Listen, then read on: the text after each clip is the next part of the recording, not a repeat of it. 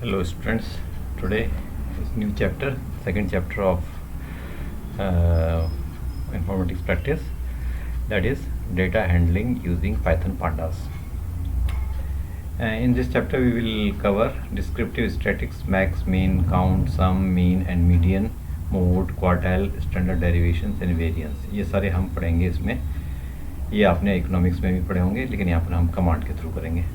ठीक है, data frame operators, aggregation, group by, sorting, deleting and renaming, index, pivoting, इसको ढंग से करिए। ये आपका माई एसक्यूएल में भी सेम इसी तरह के फंक्शंस हैं, सेम मीनिंग होगा, थोड़ा सा बस सिंटेक्स का चेंज होगा। और handling missing values, dropping and filing. Last is importing, exporting data between MySQL database and pandas. Now we will start. Descriptive statistics. Statistics is the branch of mathematics that deals with the collecting, interpreting and organizing and interpretations of data. आप पहले भी इसकी definitions पढ़ी होगी statistics में, economics में या कहीं दूसरे सब्जेक्ट में। जनरली ये मैथमेटिक्स का एक ब्रांच है जिसमें हम कई सारे डेटा को कलेक्ट करते हैं, उसको डिफरेंट वे में इंटरप्रेट करते हैं, ऑर्गेनाइज करते हैं, और उसमें कई फंक्शंस भी होते हैं। उन्हीं फंक्शंस को हम यहाँ पे स्टडी करेंगे। Descriptive statistics involve summarising. Summarising का मतलब उसमें जितने भी फंक्शंस हैं उनको हम डिफरेंट व्यू से डिफरेंट वैल्यूज़ हम फाइंड आउट कर सकते हैं और ऑर्गेनाइज कर सकते हैं। Involve summarising and organising the data so that it can easily understood. Python Panda widely used data science library and many useful functions. Hence, Python Pandas also includes many useful statistical functions. Python descriptive statistics mainly contains following functions: max, mean, count, sum, mean, median, mode, quartile, standard derivations and variance. इनको हम एक एक करके study करेंगे। आज केवल मैं आपको दो ही चीज़ें पढ़ाऊंगा, मैक्स और मीन, जिससे कि आपको कन्फ्यूजन ना हो। सिंपल मैक्स और मीन दो ही फंक्शंस हम स्टडी करेंगे।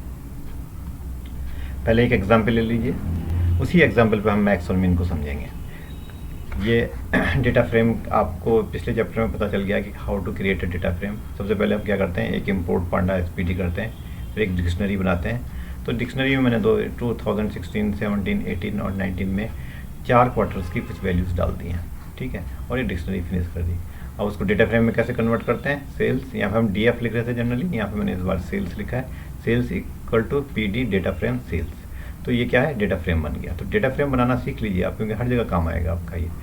और फिर ये क्या करेगा, इसको टेबुलर फॉर्म में ले आएगा। तो देखो इस वैल्यूज़ को उसने किस तरह से टेबुलर फॉर्म में लाया है। 2016, 17, 18, 19 ये जो वैल्यूज़ थे इनको उसने कॉलम की हेडिंग बना लिया, और क्वार्टर 1, क्वार्टर 2, क्वार्टर 3, क्वार्टर 4 को उसने इस तरह के इंडेक्सेस को जनरेट कर दिया, और इस तरह से ये आपका डेटा दे दिया। तो ये डेटा फ्रेम बन गया। तो हमने एक डिक्शनरी के थ्रू एक डेटा फ्रेम क्रिएट कर दिया। अब देखिए, आगे देखते हैं फंक्शन मिनिमम। अब मिनिमम फंक्शन क्या करता है, this function find out the minimum value from the given data set और डेटा फ्रेम। ये रो वाइज भी काम कर सकता है, कॉलम वाइज भी, डिपेंड करेगा पैरामीटर कैसे काम करता है। सिंटेक्स कैसे लिखते हैं इसके, पहले यहाँ पे डेटा फ्रेम का नाम आएगा, मैंने एंगुलर ब्रैकेट्स में लिखा डेटा फ्रेम, जैसे हम डीएफ लेते हैं जनरली। यहाँ पे ऊपर वाले एग्जाम्पल हमने सेल्स लिया था। डॉट मिन यूज़ करेंगे। मिन के अंदर ये कोई भी ऑप्शन हम यूज़ कर सकते हैं, नहीं भी कर सकते हैं। बाय डिफ़ॉल्ट कुछ ना कुछ होता है। तो 3 पैरामीटर इनको हम पैरामीटर बोलते हैं। Axis equal to none, skip N, इसको समझाता हूँ मैं भी, नन, और न्यूमेरिक वैल्यू नन। तो अब देखो पैरामीटर एक्सेस 0 या यहाँ पर एक्सेस इक्वल टू 0 होगा या 1 होगा या नन होगा। तो यहाँ पे 0 होगा तो इसका मतलब रो, 1 होगा तो कॉलम। बाय डिफ़ॉल्ट 0 होता है, अगर आपने नहीं दिया है तो यहाँ पे 0 माना जाएगा। ठीक है, और अगर हम एक्सेस इक्वल टू 1 लिखें तो इसको कॉलम की तरह, कॉलम का मिनिमम निकालेगा। एग्जाम्पल से हम क्लियर करेंगे बाद में। इसके पहनने का मतलब ट्रू या फॉल्स देगा। अगर आपके कॉलम या रो में कुछ नल वैल्यूज़ हैं तो ये exclude null values when computing the result. तो उसको नल वैल्यूज़ को अपने उसमें नहीं लेगा, उसको वो अकाउंट नहीं करेगा। ठीक है, न्यूमेरिक वैल्यू ट्रू और false includes only float, int, boolean, columns. If none of the none then it will attempt to use everything. सभी चीज़ों को देखेगा। और अगर खाली न्यूमेरिक ओनली लिख दिया आपने, यहाँ पे न्यूमेरिक ओनली नन लिख दिया, तो उसके बाद यार ट्रू या फॉल्स दो में से कुछ एक लिख दिया, तो इट मीन्स केवल वो न्यूमेरिक वैल्यू को ही देखेगा अगर ट्रू लिखा है। अब देखते हैं एग्जाम्पल में, पहले मैक्स पढ़ लेते हैं, उसके बाद मैंने example. Max same functions, mean की जगह मैक्स आ जाएगा, ये मैक्सिमम वैल्यू निकालता है आपका मीन, या तो रो में निकालेगा या कॉलम में निकालेगा, depending upon this parameter. Axis equal to 0 लिखा है तो रो, 1 लिखा है तो कॉलम, कुछ भी नहीं लिखा है तो भी रो का निकालेगा। बाकी ये दो पैरामीटर सेम रहेंगे, कोई चेंजेस नहीं रहेगा, केवल डेटा फ्रेम का नाम आ जाएगा .df। अब देखते हैं example. As per the example minimum maximum as follows by default axis 0 as per index. देखो यहाँ पर मैंने क्या किया, जो हमने ऊपर बनाया था, अभी सब मैं दोबारा यहाँ पर आता हूँ, ये बनाया था। उसके बाद हम सेल्स को प्रिंट किया, तो प्रिंट सेल भी लिख सकते हैं, डायरेक्ट प्रिंट भी कर दिया, सेल लिख दिया। तो यहाँ इसके नीचे एक लाइन अगर हम कौन सी लिखेंगे, मिनिमम सेल्स डॉट मिन, तो क्या करेगा वो मिनिमम सेल हमने दिया नहीं कौन से रो वाइज है कॉलम वाइज, तो रो वाइज करेगा। तो इस रो में Q1, Q2, Q3, Q4, इसमें जो आपकी मिनिमम वैल्यू होगी, देखते क्या है।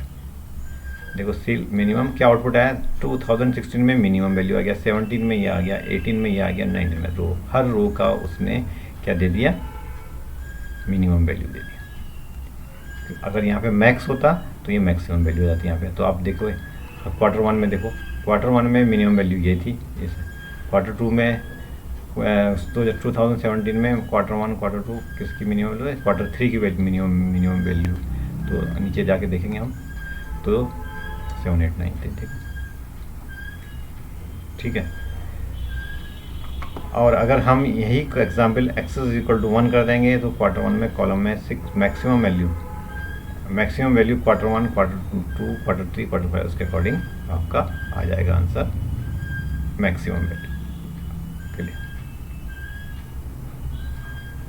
हमने यहाँ पे 1 लिया है, इसलिए 0 लिया, सॉरी मैं पहले आ गया था इसमें 0 वाले में, तो ये आपको इस तरह से आ गया आंसर, और मैक्स भी इस तरह से मैंने दे दिया इसमें, मैक्स में 2007। अब अगर हम कॉलम 1 कर देते हैं, यहाँ पे एक्सेस इक्वल टू 1 करते हैं, या एक पैरामीटर जोड़ देते हैं, sales dot minimum axis equal to 1 कर देते हैं, तब देखो Q1 में 3, 4, 5, 6, और Q2 में ये आ जाएगा, Q3 में सेम, और मैक्सिमम में भी इस तरह से आ जाएगा एज पर कॉलम।